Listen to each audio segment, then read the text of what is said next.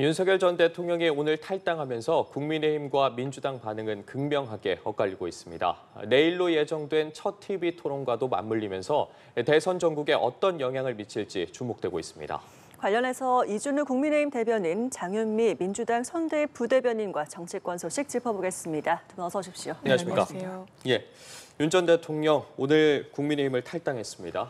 메시지를 남겼는데 비록 당을 떠나지만 주권 수호를 위해서 백의종군할 것이다. 네. 그러면서 국민의힘 김문수 후보에게 힘을 모아달라 투표를 독려하기도 했습니다.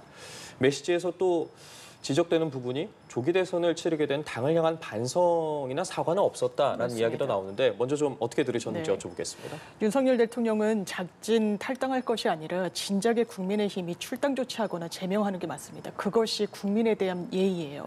기본적으로 불법 계엄에 대해서 탄핵 조치가 됐습니다. 2017년도에 국민의힘의 전신에서는 박근혜 전 대통령 강제 출당했습니다. 국민으로부터 그리고 사법기관으로부터 외면받은 대통령, 전직 대통령은 당원의 자격이 없다라는 이 판단을 내렸던 거예요. 그런데 지금 그 점만도 못한 겁니다. 그리고 이 과정까지 어떻게 왔습니까? 윤석열 전 대통령한테 읍소하고 부탁했습니다. 그리고 김용태 비대위원장이 처음에는 의지를 드러냈죠. 출당 내지 탈당과 관련해서도. 그렇지만 바로 직후에는 본인의 말을 사실상 뒤집었습니다. 뭐라고 그랬습니까? 탈당, 지금 상황에서는 지금 이제는 중요하지 않다라고 이야기를 했습니다. 이거는 지금 국민의힘이 윤석열 전 대통령의 그림자에 갇혀 있는 겁니다. 지금 중도 확장성을 가지냐 마느냐 이런 기로에서 선거 전략을 짜야 함에도 불구하고 계엄에 대해서 어떻게 보면 한 발짝 나아가지 못했다. 그런 데다가 너무나 늦었다. 이렇게 평가할 수 있겠고 이런 부분이 선거용이다. 진정성이 없다라는 평가가 나올 수밖에 없는 건 또 TV 토론을 목전에 두고 대단히 좀 긴급하게 시급하게 했다라고 보여지는 부분이 있다라는 겁니다. 이게 과연 국민을 보고 정치를 하고 선거 전략을 짜는 공당의 모습인지 좀 되묻지 않을 수 없습니다. 예, 계속해서 뭐 지금까지 탈당이냐, 뭐 출당이냐 이런 이야기들이 나오고 있었는데 오늘 어쨌든 윤 전 대통령이 탈당을 했습니다. 그 시기에 대해서 좀 짚어주셨거든요.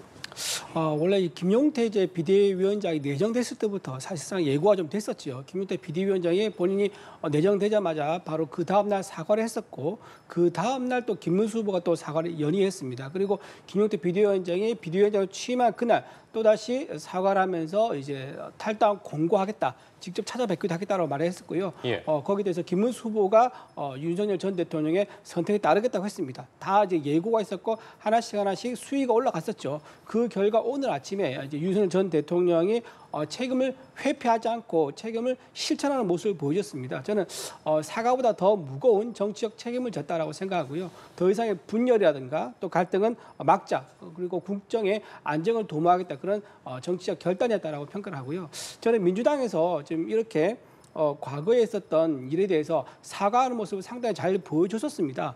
김대중 전 대통령은요, 새 아들이 비례에 연루되자 탈당했습니다. 노무현 전 대통령 본인이 인기가 지지율 떨어지니까 두 번이나 탈당을 했었어요. 이런 식으로 본인이 잘못을 했거나 가족과 관련된 또 비리가 나오거나 또는 지지율이 급격히 떨어지면 탈당하는 그런 모습을 보였었는데 지난 문재인 정부는 어땠습니까?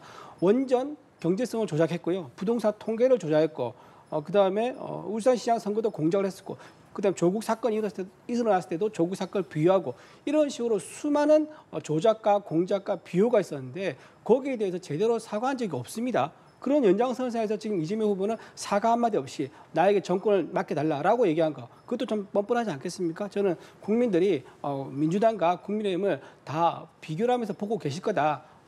저는 그렇게 생각합니다.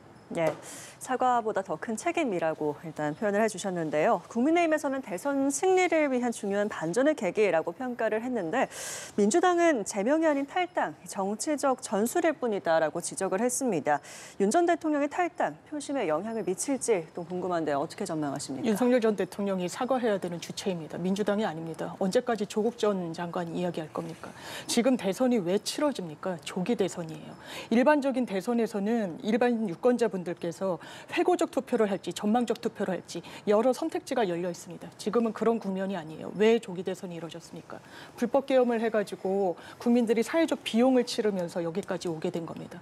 거기에 대해서 윤석열 전 대통령 국민 앞에 진정성 있는 사과하지 않았습니다. 김문수 후보 마찬가지입니다. 그러면서도 오늘도 윤석열 전 대통령이 본인이 탈당하겠다라고 이야기를 하니까 김문수 후보는 그 뜻을 받들어서 선거운동 하겠다고 합니다. 지금 윤석열 전 대통령 뜻을 받들 때입니까? 불법 계엄으로 내란 혐의 피해자로 지금 우두머리로 재판을 받고 있습니다. 계엄이라는 거 대한민국의 전시 사변에 준하는 비상 상황에서만 선포할 수 있는 겁니다. 그런데 마치 그런 상황이 아님에도 불구하고 12월 3일 그 평온한 대한민국의 밤에 군을 국회로 보내고 선관위로 보냈습니다. 대한민국 경제는 어떻게 됐습니까?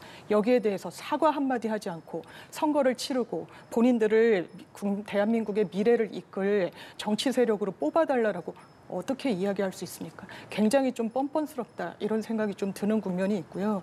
이런 부분도 사실상의 메이크업하는 부분으로 국민 마음 움직일 수 없을 겁니다. 이미 너무 실기했고 늦었고 진정성이 없고 선거를 앞두고 뭔가 절연하는 분위기만 내는 그런 부분을 저는 국민들께서 심판하시리라 생각합니다. 네, 윤 전 대통령의 탈당이 표심에 영향을 미칠지 질문을 드렸는데 일단 좀 늦었다라는 뭐 얘기도 해주셨고요. 저는 표심에 상당히 영향을 줄 거라고 봅니다. 이제 윤석열 전 대통령이 이제 탈당함으로 인해서 새 판짜기가 이루어졌다. 좀 이렇게 보고요. 지금 그동안 많은 국민들의 정치적 피로감이 있었을 겁니다. 이제 야당의 이제 강력한 이제 야당의 그 대표와 그다음에 행정부 수반인 윤석열 전 대통령 간의 강대강 대치를 보는 모습이 굉장히 피곤했을 겁니다. 피로감이 쌓일 수밖에 없죠. TV를 틀면 정부를 발목 잡는 야당의 줄타는 얘기가 나오고 또 거기에 맞서서 또 조치가 나오고 이러면서 죄송합니다. 이재명 후보는 감옥에 가지 않으려고 윤석열 정부를 발목을 잡는 이런 모습 때문에 국민들이 상당히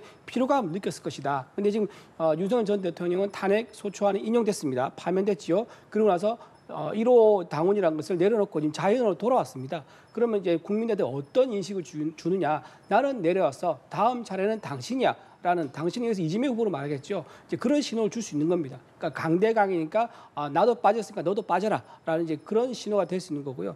또 하나 지금 이제 탈당으로 인해 가지고 샤이 김문수 세력이 있습니다.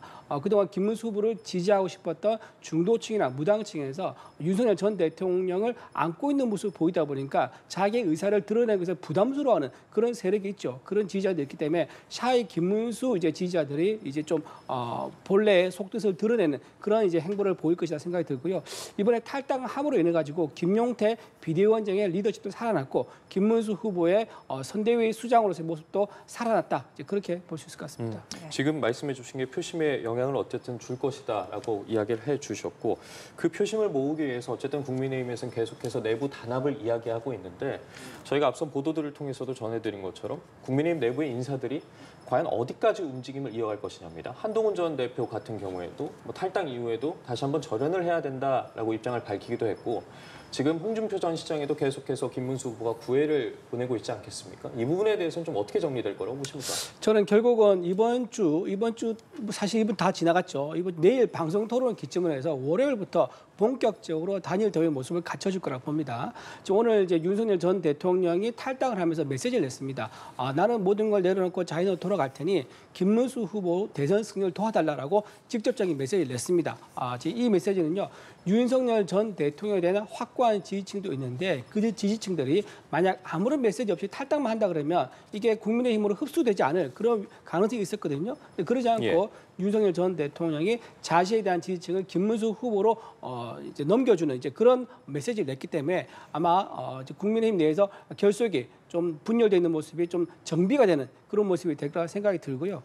지금 김문수 후보 중심으로 가장 중요한 것은 신속한 재정부입니다. 아까 말씀하신 대로 경선에서 떨어지신 분들이 굉장히 소극적인 모습을 보이는 게 사실입니다. 특히 한덕수 후보라든가 한동훈 후보라든가 또 유승민 전 의원 그리고 하와이에 가 있는 이제 홍준표 의원까지 홍준표 전 시장까지 그래서 내일이죠. 내일 이제 김대식 이제 의원이 홍준표 시장을 만나러 간다고 하는데 저는 이제 긍정적인 어떤 답변을 받아올 거다. 왜냐하면 지금 한동훈 이제 전 대표가 다음 주부터 유세 현장에서 나를 볼 수 있을 것이다라고 예고를 이미 했단 말이에요. 빅데이터라는 것은 처음에 누가 물꼬를 트냐에 따라 가지고 다 후속적으로 다 따라오는 그런 효과, 밴드웨건 효과가 분명히 생길 수밖에 없습니다. 따라서 한동훈 후보가 대선에 선대위에 참여를 한다고 했으므로 유승민 의원이라든가 홍준표 시장 그리고 한덕수 이제 전 총리까지 그리고 지금은 이제 밖에 있다고 하지만 아마 이낙연 전 총리도 마음을 바꿔서 선대위에 참여해서 빅텐트를 제대로 꾸리지 않을까 그렇게 예상해 봅니다. 긍정적인 전망해 주셨는데 좀 국민의힘 네. 내부 상황 어떻게 바라보고 계십니까? 이건 제 표현이 아니라 언론에서 빅텐트는 고사하고 빈텐트라고 평가를 하고 있습니다. 지금 외부 확장할 수 있으니까 당내 인사들도 결합하고 있지 못해요. 국민의힘에도 자산이 되는 정치인분들 상당히 많으십니다. 중량감이 있고 같이 김문수 후보와 견졌던 경쟁했던 분들도 계시죠. 그런데 국민의힘이 그런 주자들, 당원들 뜻 받들어서 이번 경선 치렀습니까? 그렇지 않았습니다. 한덕수 후보로 대단히 무리하게 정치적 무리수를 두면서 교체를 시도했습니다. 그나마 당원들이 그 부분 제동을 걸었습니다. 거기에 대한 반성은 있었나요? 그러니까 원팀이 될 수가 없는 겁니다. 홍준표 전 시장 정계 은퇴, 거기에 대해서 주어가 생략됐다는 취지로 이야기를 했죠. 난 국민의힘으로부터의 이 정계 은퇴라는 취지로 말을 하고 있습니다. 그러면서 당을 향해서 일갈했습니다. 당신들은 이념 집단이 아니다. 정치 결사체가 아니다. 이해 집단이다라고 이야기를 합니다. 왜냐하면 지금 대선과 관련해서 정말 최선을 다해서 국민 마음을 얻도록 하겠다는 것인지 아니면 당내 기득권을 계속 유지해 가는데 골몰하겠다는 것인지 후자로 보여지는 부분이 상당히 많기 때문입니다. 한동훈 전 대표 역시 마찬가지입니다. 함께할 수 없다는 거죠. 계엄과 관련해서 내란과 관련해서 국민의힘 입장이 굉장히 혼란스럽고 사과인데 사과 아닌 사과 같은 부분만 하고 있는 겁니다. 국민들께 예의를 갖추지 못한 거예요. 그러면 계엄 국면에서 탄핵은 돼야 된다. 계엄은 잘못됐다라고 이야기했던 비교적 합리적인 주자들이 설 공간이 없는 겁니다. 그러니까 공동 선대위에 결합한다고 이야기하지 않고 본인이 시민들을 만나겠다라고 이야기밖에 나오지 못하는 겁니다. 예. 이낙연 전 총리요 결합할 수 없을 겁니다. 지금 이런 국면에 정치적 확장성을 가지기 위해서 인사들을 포섭하는 것은 이미 실기했다 이렇게 평가됩니다. 네. 이런 가운데 5.18 민주화운동 45주년을 하루 앞두고 이재명, 김문수 후보 일제히 호남을 찾았습니다. 두 사람 모두 광주 정신을 강조했는데요. 해당 화면 보고 대담 이어가겠습니다. 광주의 참상으로 광주 항쟁의 정신을 이어받아서 삶의 방향을 바꾸고 이 나라 민주주의와 살만한 세상을 위해서 살기로 다시 태어난 사람들이 무수히 많을 것입니다. 5.18 정신 아래 그 어떤 부패도 그 어떤 독재도 있을 수 없습니다. 이게 민주주의입니까? 이게 5월 정신입니까? 예, 이재명 후보는 당시 계엄군에게 저항했던 광주 정신을 부각하면서 지지를 호소했고요. 김문수 후보는 참배를 하다가 눈물을 흘리기도 했는데 또 동시에 이재명 후보를 겨냥한 발언도 이어갔습니다. 이준석 후보는 서울에서 청년 유세를 이어갔는데요.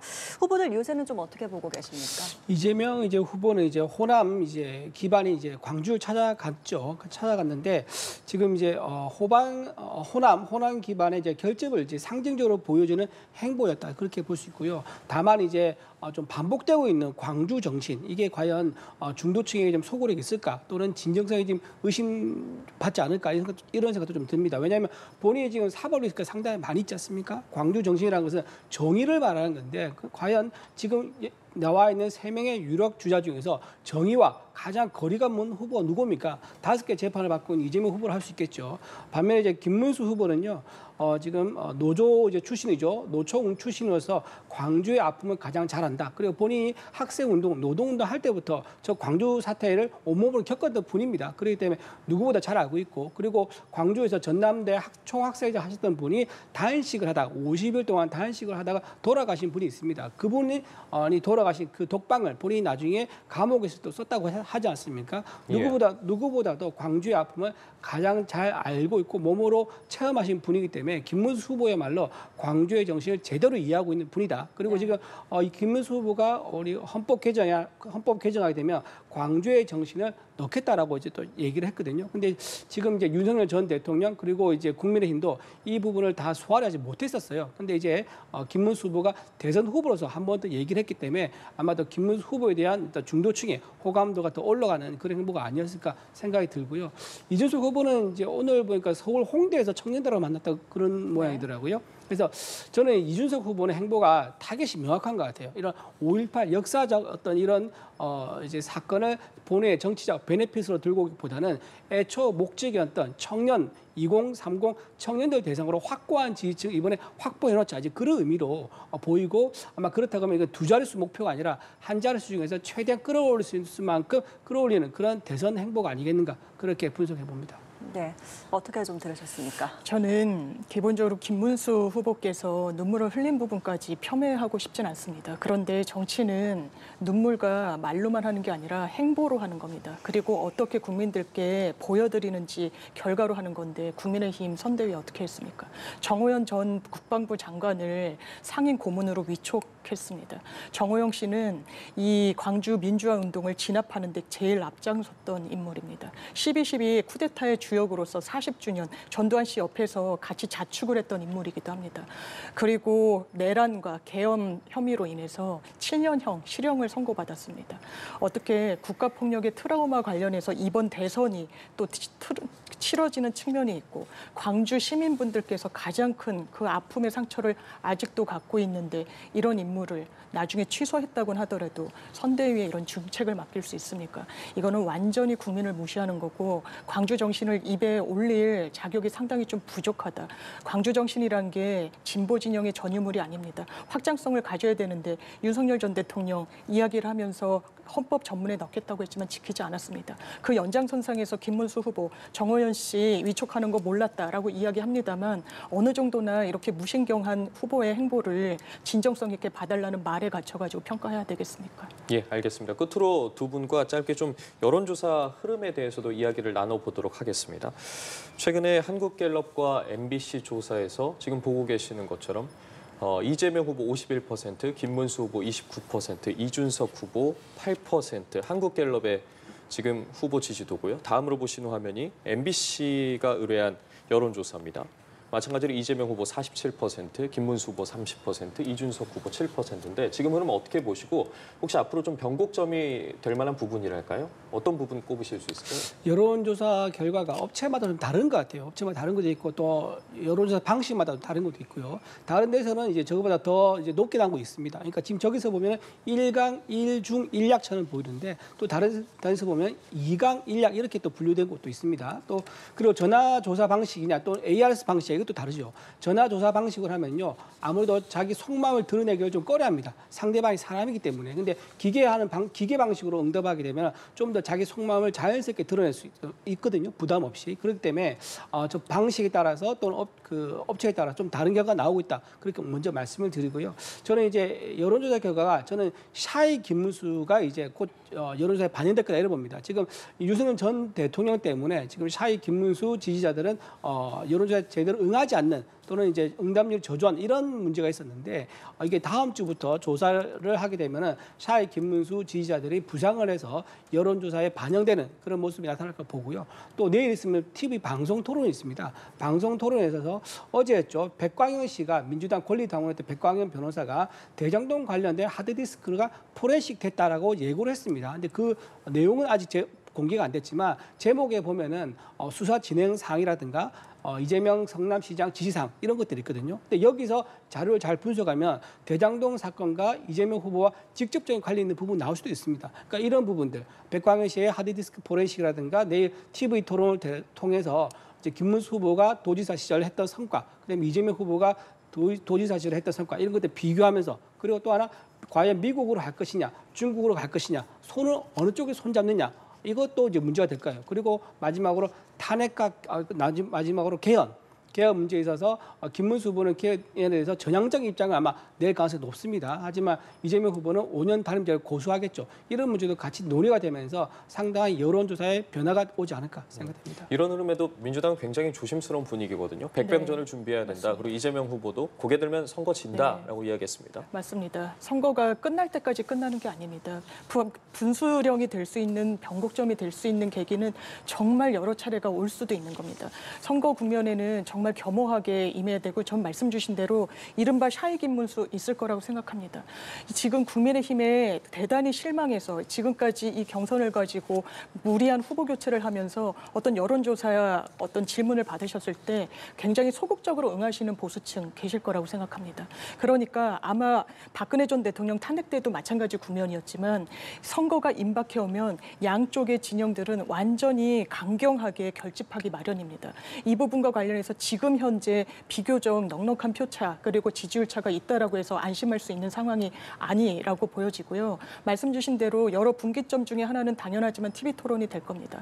그리고 아까 대장동 PC 말씀해 주셨지만 이 정부 들어서 사실 저인망식으로 정말 탈탈 털었다는 말도 부족하지 않았습니다. 정적을 제거하기 위한 의도 없었다고 말하지 못할 겁니다. 검찰 양심에 손을 얹고 말씀해 보십시오. 정치적 수사가 아니라고 정말 확언해서 정말 확신에 차서 이야기할 수 있을까요? 저 아닐 거라고 생각합니다. 그런데 뭐가 또 남았다고 의혹 제기를 지금 추정에 근거해서 하시는 것인지 그리고 얼마나 중량감 있는 인사라고 해서 듣고 싶은 부분에만 천착해가지고 의혹을 또 제기하시는 것인지 이런 부분으로는 대한민국 살릴 수 없습니다. 그 부분에 대한 국민적인 평가 있을 거라고 생각합니다. 네, 대선 전국과 관련해서 두 분과 함께 이야기 나눠봤습니다. 지금까지 이준우 국민의힘 대변인, 장윤미 민주당 선대위 부대변인과 함께 짚어봤습니다. 두 분 고맙습니다. 고맙습니다.